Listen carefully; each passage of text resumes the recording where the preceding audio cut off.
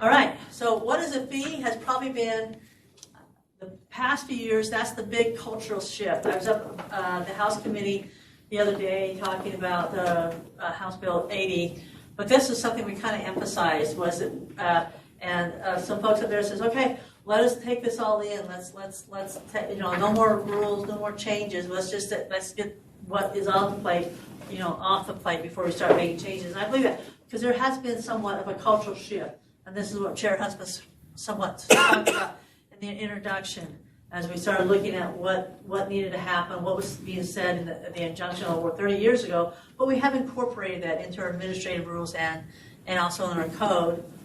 And so, basically, and this has been the big turning of the aircraft carriers. It's slow, but it's coming.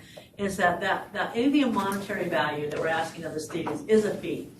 And that also would be included the fundraising. And I said that's probably one part that we quite haven't got nailed down real tight is the fundraising, what is important in that. So we'll continue to work with that. Also, fee in the code. This is actually what I just showed you is the rule. This is the code. And it says anything that is required directly or indirectly. We have a lot of soft, almost requirements here. Because indirectly can just be how are the parent or the teachers interacting with the students? How are you interacting with the parents?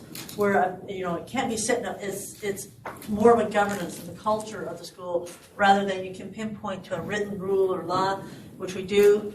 But this is something that's going to be a little, as we work with that indirect pressure of a student to bring something or to participate in a fundraiser or a charitable event fundraiser and those things, and to be cognizant of that and of the students. And again, the code refers to full participation. So we want to make sure every student has not an equal but an equitable opportunity to serve and be in activities and courses and programs that are provided and sponsored by the LEA and those definitions now.